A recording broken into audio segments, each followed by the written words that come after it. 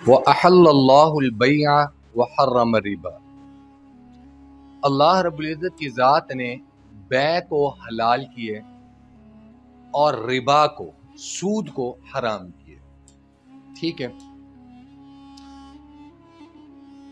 اب اس سے پہلے ایک دستور ہے قرآن کا دستور یہ ہے وَمَا آتَاكُمُ الرَّسُولُ فَخُذُوهُ وَمَا نَهَاكُمْ عَنْهُ فَانْتَهُوا۔ آپ کو اللہ کے حبیب مدنی کریم صلی اللہ تعالی علیہ وسلم جن تعلیمات کا حکم دیں ان کو اپنا لو، فَخُذُوهُ، اس کو پکڑ لو، وَمَا نَهَاكُمْ عَنْهُ، اور جس چیز سے منع کر دیں، فَانْتَهُوا، بس اس سے رک جاؤ۔ اب یہاں پر جو پہلی آیت ہے وہ احل اللہ البیع وحرم الربا، اللہ رب العزت کی ذات نے بیع کو حلال کیا اور ربا کو، سود کو حرام کیا۔ اس آیت کی تشریح میں، اس آیت کی ایکسپلینیشن میں، اس آیت کے فتوے میں جو جوائنٹ ہے، جیسے میں نے آپ کو پہلے بھی کہا تھا القرآن یفسر بعضہ بعضا، قرآن کی ایک آیت جو ہے وہ قرآن کی باقی احکامات کی تفسیر بیان کرتی ہے، تفصیل بیان کرتی ہے۔ قرآن کو سمجھنے کے جو طریقے ہیں ان میں ایک آتی ہے تفسیر بالقرآن۔ کیا؟ تفسیر بالقرآن، یعنی قرآن کو قرآن سے سمجھنا، قرآن کے احکامات کو، اللہ کے احکامات کو قرآن ہی ایکسپلین کرتا ہے۔ ٹھیک ہے، القرآن یفسر بعضہ بعضا، قرآن ہی بعض جگہوں پہ بعض جگہوں کی تفسیر بیان کرتا ہے۔ تو اسی طرح وَأَحَلَّ اللَّهُ الْبَيْعَ، اللہ نے حلال کیا ہے بیع کو، وَحَرَّمَ الرِّبَا، اور سود کو حرام کی ہے۔ اب اس چیز کی جو ایکسپلینیشن ہے یا اس چیز کی جو تفصیل ہے یا تفسیر ہے، اس کے لیے جو ایک آئین ہے یا اس کے لیے ایک لا ہے یا اس کے لیے ایک کسوٹی ہے، ایک معیار ہے، وہ کیا ہے؟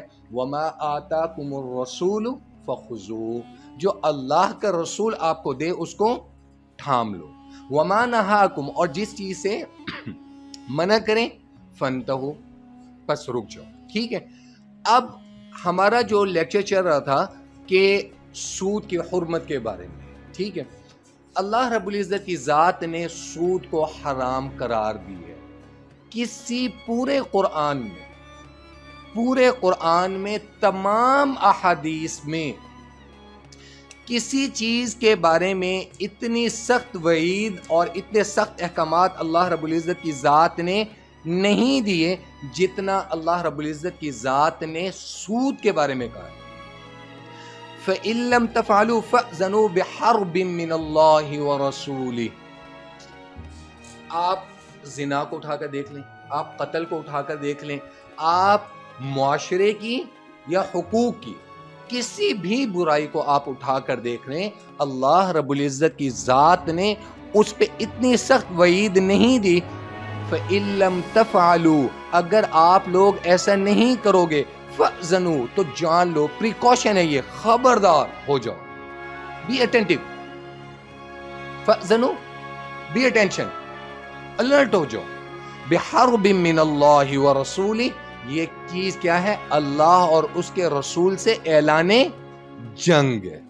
اللہ نے زنا کے بارے میں نہیں کہا، اللہ نے قتل کے بارے میں نہیں کہا، اللہ نے جھوٹ کے بارے میں نہیں کہا، اللہ نے شرک کے بارے میں نہیں کہا کہ یہ میرے ساتھ جنگ ہے۔ بٹ آن ہیئر، یہاں اللہ نے کہا ہے بحرب من اللہ ورسولہ، یہ میرے ساتھ بھی اور رسول کے ساتھ بھی اعلان جنگ ہے۔ کیا؟ سود۔ وَأَحَلَّ اللَّهُ الْبَيْعَ، اللہ نے بیع کو حلال کر دیا، وَحَرَّمَ الرِّبَا، اور سود کو حرام کر دیا۔ میں نے لاسٹ لیکچر میں بھی ایک بات کی تھی، ایک چیز ہوتی ہے اس کو ہم بولتے ہیں فکسڈ ڈپازٹ، ٹھیک ہے، اور ایک چیز ہوتی ہے فلوٹ کیپٹل، ایک ہے فکسڈ کیپٹل، ایک ہے فلوٹ کیپٹل۔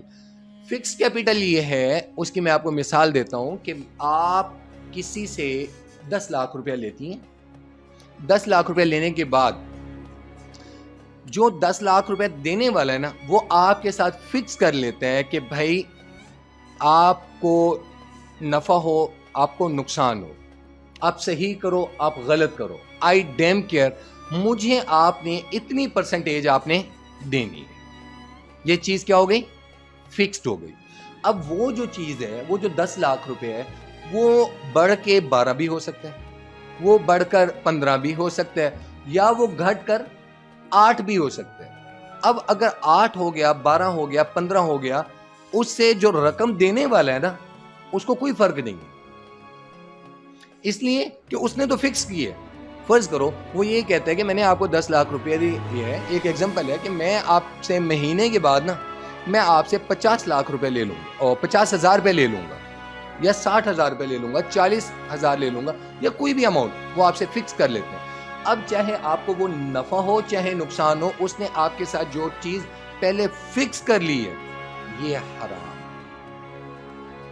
یہ چیز کیا ہے؟ حرام. یہاں تک سمجھ آ گئی؟ اچھا جی. اب آگے فلوٹ کیپٹل. آپ کیا کرتی ہیں؟ آپ کے پاس ایک گھر ہے، ٹھیک ہے، آپ نے دیکھا کہ میری گنجائش سے زیادہ ہے، لہٰذا آپ اس کا ایک پورشن جو ہے نا وہ آپ رینٹ آؤٹ کر دیتے ہیں. اب آپ نے اس کو رینٹ آؤٹ کی ہے، آپ کو پتہ ہے مہینے کے بعد اس کا مجھے 15,000 20,000 30,000 40,000 50,000 روپیہ مجھے رینٹ آنا ہے. اب اس میں یہ چیز حرام نہیں ہے. اب اس جو میں نے پہلے ایگزامپل دیا اس کو اور اس کو تھوڑا سا بہت غور سے اور توجہ سے آپ نے سننا ہے. اب رہنے والا کیا کرے گا؟ اس کے اندر فرض کرو اگر اس نے رہائش کے لیے لی ہے تو اس میں رہائش رکھے گا، اپنا کام کاج کرے گا، اپنی وہ ہر چیز وہ کرے گا. اس چیز سے کوئی خاطر خواہ آگے اس کو انویسٹ نہیں کر رہا، اس پیسے کو اس کے اندر اس نے اپنی رہائش رکھی ہے، یا اس کو بے شک وہ کمرشلی بھی یوز کر رہے ہیں، تو اس چیز کے اندر اینٹیں بڑھ جائیں گی. فرض کریں اس ہال کے اندر 5 لاکھ اینٹ لگی ہوئی ہے، تو وہ 10 بندہ رہتا رہے، 20 بندہ یا 50 بندہ رہتا رہے، وہ اینٹ اتنی ہی رہنی ہے یا کم ہو جائے گی؟ اینٹ اتنی رہے گی نا، کمی بیشی کا عنصر تو نہیں ہے، ٹھیک ہے. جبکہ وہاں پر کوئی نفع نقصان ہوگا یا کچھ بھی ہوگا تو جو رقم دینے والا ہے اس نے اماؤنٹ فکس کی ہے. اب یہاں پر اللہ رب العزت نے کیا فرمایا کہ اگر آپ نے سود اب تک کھا لیا یا دے لیا یا دے دیا، وَمَنْ عَادَ فَأُولَٰئِكَ أَصْحَابُ النَّارِ هُمْ فِيهَا خَالِدُونَ. وَمَنْ عَادَ، جس نے ان ساری چیزوں سے نصیحت پکڑ لی اور اس چیز کو چھوڑ دیا، یعنی کہ جو سود کی رقم تھی جو اس نے 50,000 40,000 60,000 روپے اوپر لینا تھا، اس نے کہہ دیا جی یہ میں آپ کو معاف کرتا ہوں. جو رأس المال ہے، اصل مال ہے، جو اصل اماؤنٹ ہے، مجھے صرف اتنی ہی واپس کر دو. تو جو یہ چیز جو ہے نا، یہ اللہ رب العزت کی ذات معاف کر سکتے ہیں. یہ چیز اللہ رب العزت کی ذات معاف کر سکتے ہیں. ایک بات یاد رکھیے گا، ہمیشہ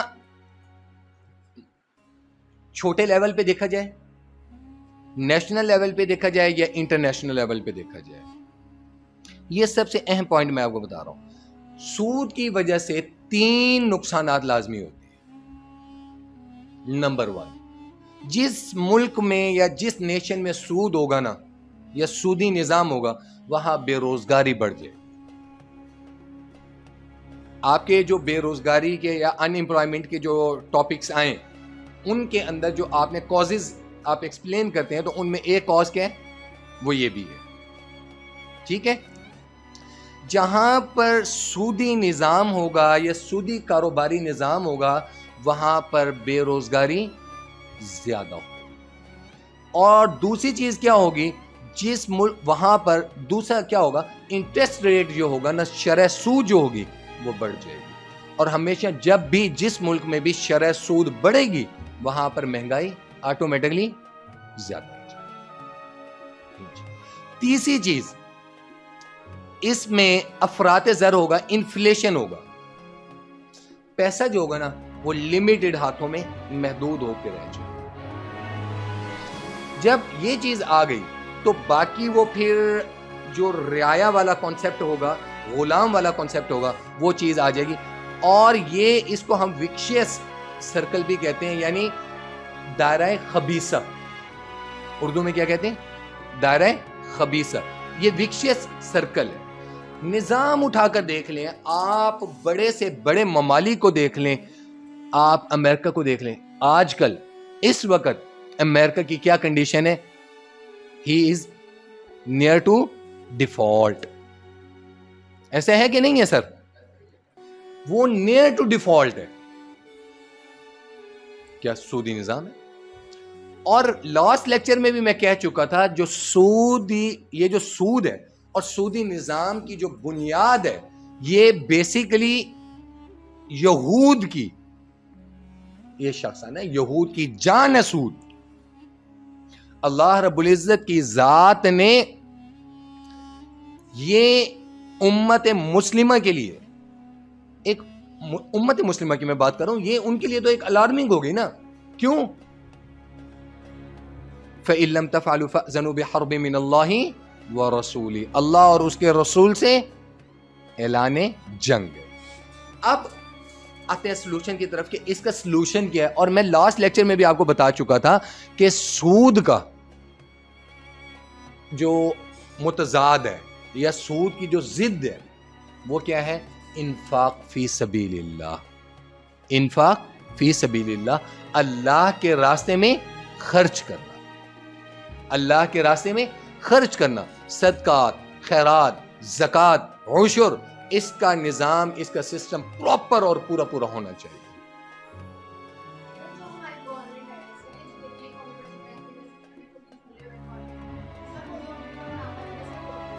obviously سود ہے. دیکھیں نا, آپ کو کتنی پیاری پیاری اسکیمیں گورنمنٹ آپ کو بتا رہی ہوتی ہے. گورنمنٹ آپ کو بتا رہی ہوتی ہے ہاں جی آپ سیونگ کریں, آپ بچائیں, آپ بچت کریں.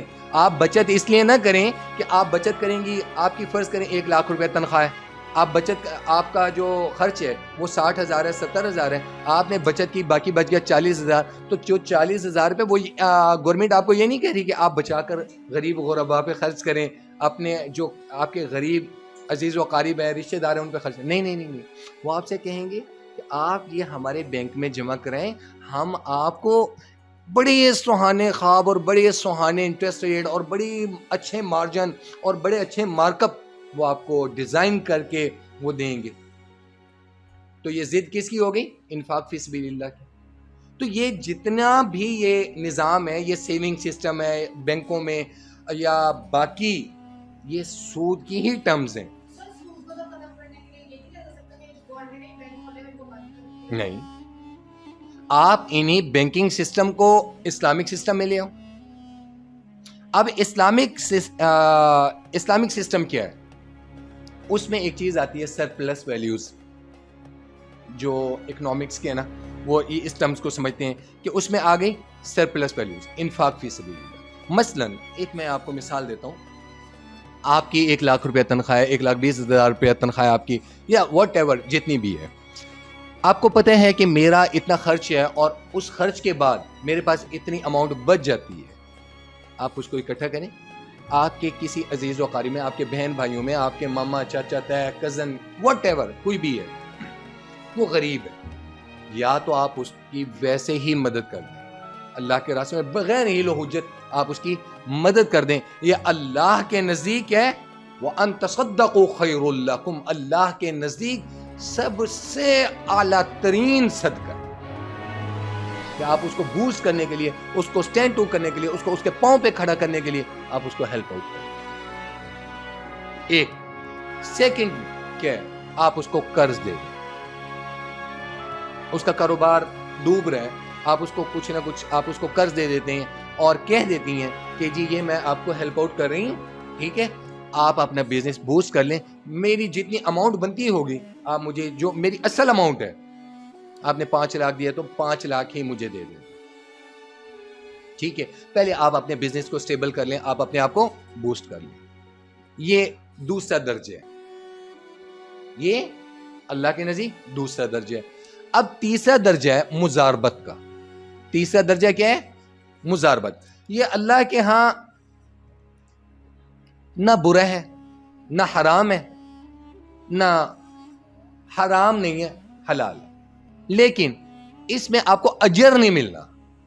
یہ again I am repeating my words, یہ ہے حلال، یہ ہے حلال، لیکن اللہ کے ہاں آپ کو اس میں اجر نہیں ملنا، انفاق کا اجر نہیں ملنا۔ وہ کیا ہے کہ آپ کہتی ہیں کہ جی یہ میرا اماؤنٹ ہے، یہ میں آپ کو 5 لاکھ 10 لاکھ روپے دے رہی ہوں، ٹھیک ہے، محنت آپ کی، پیسہ میرا، اسٹرگل آپ کی، پیسہ میرا، اب اس میں جو نفع نقصان ہوگا یا نقصان ہو گیا مجھے اسے غرض نہیں ہے، مجھے اسے غرض نہیں ہے، جو منافع ہوگا نا وہ 50-50،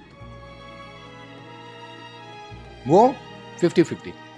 اب یہ بزنس ہے، اب یہاں پر بعض علماء اور بعض مفتیان کے نزدیک یہ چیز حرام ہے اور بعض کے نزدیک کیا ہے، جائز، لیکن اجر نہیں ہے کہ ٹھیک ہے ایک انسان بے روزگار پھر رہا ہے، ایک انسان جو ہے وہ برائی کی طرف چلا جائے گا، یا ایک انسان کے بچے بھوکے مارے، تو بہتر ہے کہ وہ مزید کہیں بگڑے یا مزید اس کا کوئی نقصان ہو یا اس کے فیملی کے کرائسس بڑھ جائیں، تو اسے بہتر ہے کہ آپ اس کو مزاربت پہ آپ اماؤنٹ دے دیتی ہیں اور آپ کہتی ہیں کہ ٹھیک ہے جی وقتی طور پر جو آپ کی تنگی ہے آپ اس کو دور کر لیں، ٹھیک ہے۔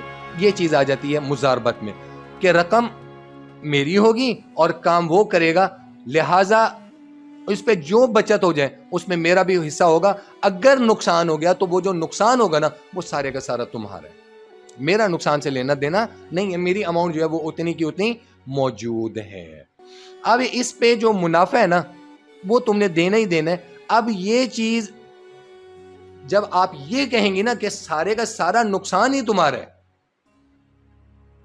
میں صرف نفع لوں گی، یہ کلی طور پہ حرام ہے، یہ کلی طور پہ حرام ہے۔ ہاں آپ یہ کہتی ہیں کہ یہ 5 لاکھ ہے، محنت تمہاری ہے، اسٹرگل تمہاری ہے، پیسہ میرا ہے، جو نفع نقصان ہوگا نا وہ ہم ڈیوائیڈ کر لیں گے، وہ ہم ڈیوائیڈ کر لیں گے، میں پیسہ دے رہی ہوں، میں محنت نہیں کروں گی۔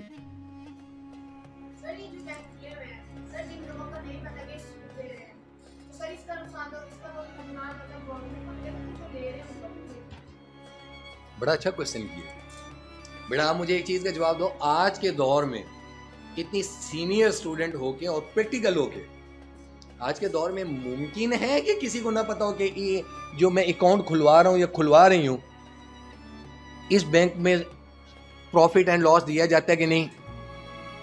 آج آپ جوتا بھی لینے کے لیے جاتی ہو یا دوپٹہ بھی لینے کے لیے جاتی ہو تو دوپٹے کے برانڈز اور کپڑے کی ویرائٹی کی پوچھتے ہو کہ نہیں پوچھتے؟ یہ کون سے برانڈ کا ہے، کون سے کپڑے کا بنا ہوا ہے، یہ ریشم ہے، یہ سوت ہے، یا جو جو کپڑے کی قسمیں ہیں، پوچھتے ہیں کہ نہیں پوچھتے؟ تربوز بھی لینے کے لیے جاؤ تو وہ بھی اس کو کہہ رہے ہوتے ہو نا کہ چیک کرو کہ وہ کاٹ کر دو ہمیں کہ دیکھیں کہ ریڈ ہے یا نہیں۔ ایسا نہیں ہے کہ ہم گھر لے کر جائیں اور وہ کچا نکل ہے۔ گورنمنٹ دیکھیں نا، بات سنیں، میں من حیث القوم بات کر رہا ہوں، ہم اس سسٹم کا حصہ ہیں یا نہیں ہیں؟ گورنمنٹ جو ہے، میں انفرادی طور پہ تو انسان کو بچنا ہی بچنا چاہیے نا، انفرادی طور پہ اکیلے کی جو ہے اس میں تو بچنا ہی بچنا چاہیے، میں تو اجتماعی طور پہ بات کر رہا ہوں، میں تو ارباب اختیار سے کہہ رہا ہوں کہ یہ اللہ سے اعلان جنگ ہے۔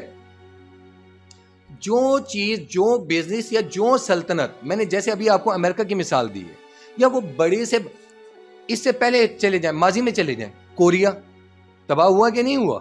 انٹرسٹ کی وجہ سے۔ دنیا کا کوئی ایک ملک مجھے بتا دو جو ترقی یافتہ اور وہاں پہ سودی نظام چل رہا ہو، وہاں پہ ویلفیئر سسٹم نہ ہو۔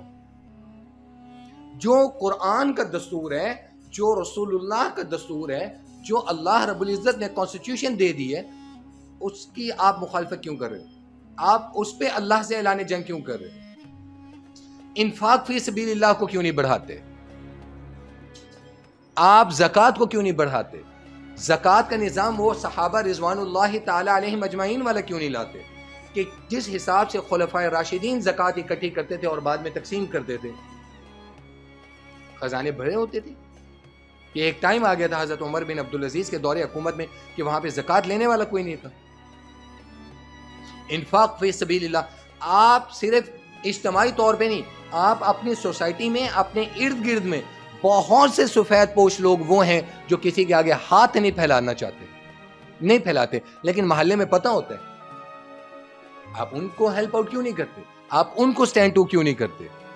آپ ہر آدمی، میں یہ نہیں کہہ رہا کہ صرف مالدار ہی، میں یہ نہیں کہتا صرف مالداری، ہر انسان اور ہر آدمی صرف اپنے لیول پر جو اپنے سے نیچے کا ہو، اپنے سے نیچے کا ہو، اپنے سے غریب کو، صرف ایک فرد کو بھی سنبھالنا شروع کر دینا، ایک فرد کو، ایک کنبے کی بات نہیں کر رہا، ایک فرد کو بھی آپ سنبھالنا شروع کر دو نا، اور یہی چین اگر چلنا شروع کر دیں تو مجھے نہیں لگتا کہ ہمارے ملک میں غربت رہے گی یا ہمیں یہ سودی سسٹم کی ضرورت پڑے گی۔ It's the best solution، اس سے بہتر سلوشن جو قرآن نے دی ہے، صحابہ رضوان اللہ تعالی علیہم اجمعین نے اس کو امپلیمنٹ کی ہے، ہم اس کو فالو کر لیں، بے روزگاری ختم ہوگی کہ نہیں ہوگی؟ ہوگی نا۔ جب بے روزگاری ختم ہو جائے گی، روپے کی ویلیو سٹینڈ ہوگی، اسٹرانگ ہوگا روپیہ، وہاں پہ افراط زر نہیں ہوگا، بے روزگاری نہیں ہوگی، انفاق فی سبیل اللہ لوگوں کو پتہ ہوگا۔ اب بینکنگ سسٹم کے ذریعے جو چیز جا رہی ہے، زکوٰۃ اکٹھی ہو کے جا رہی ہے، بینک کے تھرو جا رہی ہے، تو کیا اس کے اوپر انٹرسٹ نہیں لگتا؟ وہ بینک جو ہے اس کے بینکوں نے آگے انویسٹ نہیں کیے ہوئے، بینکوں کے پاس کوئی مشین تو نہیں لگی ہوئی نا کہ وہ راتوں رات ان کے وہاں پہ آپ پیسے جمع کراتے ہیں تو وہ بڑھا رہی ہے، وہ آگے انویسٹ کرتے ہیں، وہ آگے انویسٹ کر رہے ہیں، ان کی پرسنٹیج فکس ہے، آپ اس چین کا حصہ بن گئے، آپ نہیں لے رہے سود، آپ سود نہیں لے رہے، لیکن اس سسٹم کا حصہ تو ہیں۔ پھر اللہ کی پکڑ جب آئے گی نا تو پھر وہ گیہوں کے ساتھ نا گھن بھی پسا جاتا ہے، پھر بے موسمی بارشیں بھی ہوں گی، پھر اولے بھی پڑیں گے، پھر فصلیں بھی تباہ ہوں گی۔ جب ذمہ دار اپنی زمینوں کو عشر پراپر نہیں دے گا تو پھر اللہ رب العزت، عشر اللہ کا حصہ ہے اور اللہ کا حق ہے۔ پھر آپ کو پتہ ہے آج کے دور میں ایک انسان اپنا حق لینا نہیں چھوڑتا تو کیا اللہ رب العزت کی ذات حق لینا چھوڑ دیں گی؟ اللہ اپنا حق لے لے۔ وہ کیسے لیتے ہیں، وہ کیا سبب بنتے ہیں، کیا اسباب بنتے ہیں، اس کے کیا محرکات ہوتے ہیں، وقتی طور پہ انسان کو اندازہ نہیں ہوتا، کیونکہ ہم لوگ میٹیریلسٹک ہیں، ہم لوگ اسباب کو وقتی طور پر دیکھ رہے ہوتے ہیں۔ کبھی آپ نے یہ دیکھیں کہ کوئی مر گیا ہو اور اس کو یہ کہا ہو آپ لوگوں نے کہ یار حضرت اسرائیل آئے ہیں یا ملک الموت آئے اور آ کے اس کی روح قبض کر کے گئے؟ کبھی نہیں کہا۔ سارے یہی کہتے ہیں بخار ہوا تھا، ٹائیفائڈ ہو گیا تھا، ملیریا ہو گیا تھا، کرونا ہو گیا تھا، ہارٹ اٹیک ہو گیا تھا۔ کاز آف ڈیتھ کی طرف جائیں گے ہم، کہاں جائیں گے؟ کاز آف ڈیتھ کی طرف جاتے ہیں، جبکہ دنیا کی سب سے بڑی حقیقت، انڈینائبل جو سچ ہے وہ کیا ہے؟ کل نفس ذائقۃ الموت، ہے کہ نہیں ہے؟ ہمارا ایمان بھی ہے کہ نہیں ہے کہ ہر کسی نے موت کا ذائقہ، کل من علیہا فان، ہر چیز نے فنا ہونا ہے کہ نہیں ہونا؟ ایمان ہے نا، قرآن پہ ایمان ہے کہ نہیں ہے؟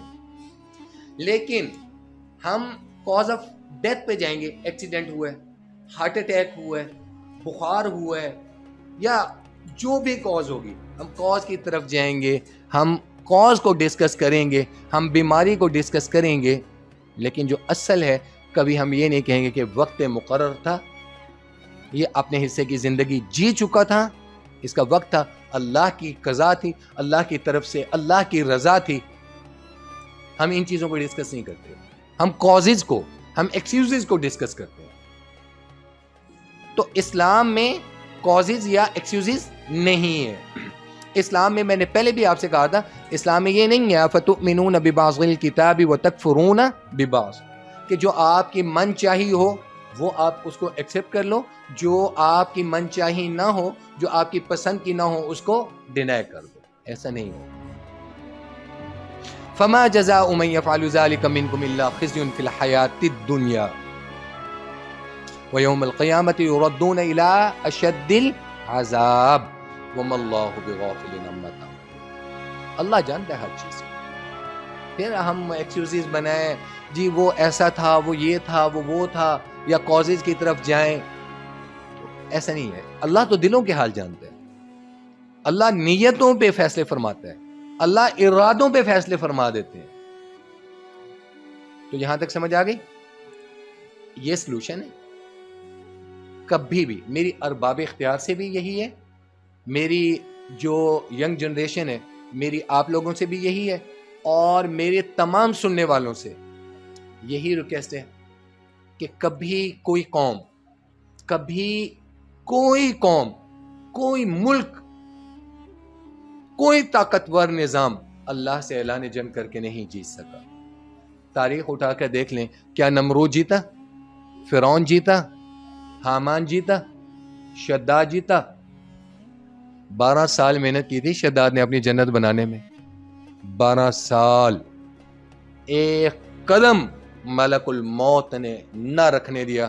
اس نے ریکویسٹ کی ملک الموت سے, صرف ایک قدم میری جنت میں رکھنے دو. ایک قدم اس کا گھوڑے کے رکاب میں تھا, اور ایک پاؤں اس کا, ایک قدم زمین پر تھا. ملک الموت نے دوسرا پاؤں نیچے نہیں رکھنے دیا اور روح قبض کر لی. بیکاز آف بِإِذْنِ اللہ, اللہ کا حکم.